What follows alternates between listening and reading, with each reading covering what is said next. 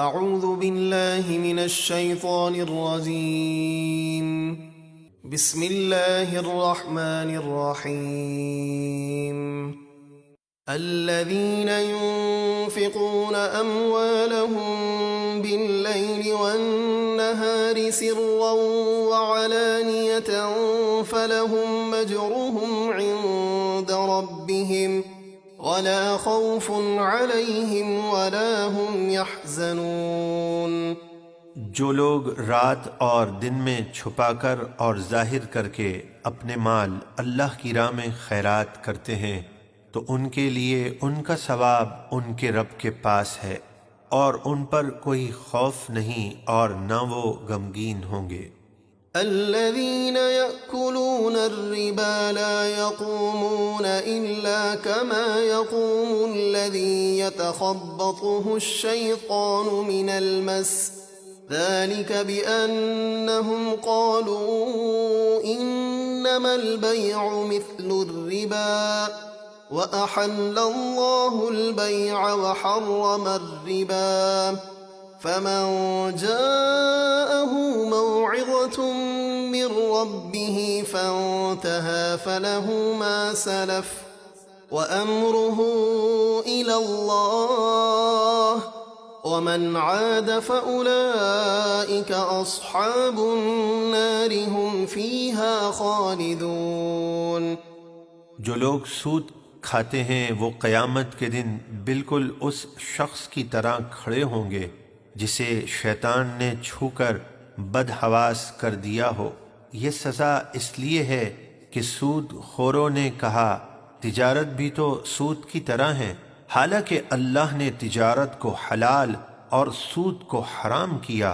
تو جس کے پاس اس کے رب کی طرف سے نصیحت آئی اور وہ سود سے باز آ گیا تو جو پہلے لے چکا، یعنی سود حرام ہونے سے پہلے، تو وہ اس کے لیے حلال ہے اور اس کا معاملہ اللہ کے سپرد ہے، اور جنہوں نے اب سود لیا تو وہ جہنمی ہیں، وہ اس میں مدتوں رہیں گے۔ يمحق الله الربا ويربي الصدقات والله لا يحب كل كفار أثيم۔ اللہ سود کو ہلاک کرتا ہے، یعنی سارا مال برباد ہو جاتا ہے، اور صدقات کو بڑھاتا ہے، اور اللہ کسی ناشکرے گناہ گار کو پسند نہیں فرماتا۔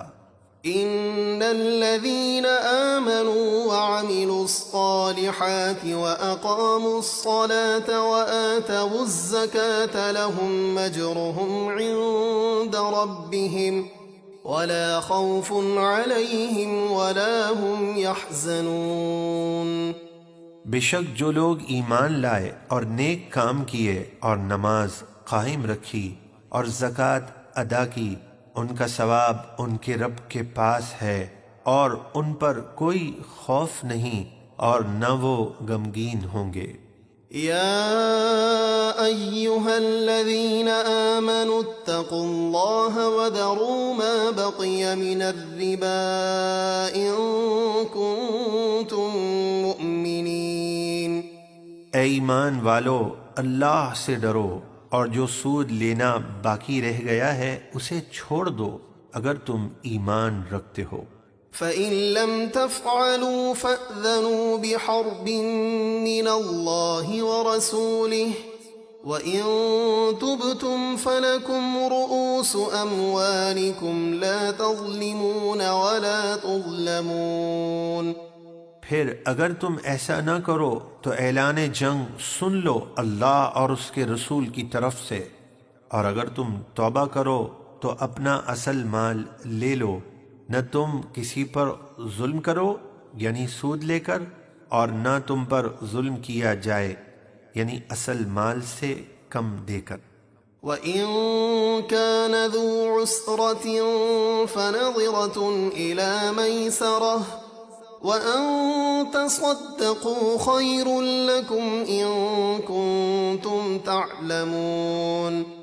اور اگر قرضدار تنگ دست ہو تو اسے آسانی یعنی مالدار ہونے تک مہلت دو، اور بالکل معاف کر دینا ہی تمہارے لیے بہتر ہے اگر تم جانو۔ واتقوا يوما ترجعون فيه إلى الله ثم توفى كل نفس ما كسبت وهم لا يظلمون۔ اور ڈرو اس قیامت کے دن سے جس میں تم اللہ کی طرف لوٹائے جاؤ گے، پھر ہر شخص کو اس کے اچھے برے عمل کا پورا بدلہ دیا جائے گا اور ان پر ظلم نہ ہوگا۔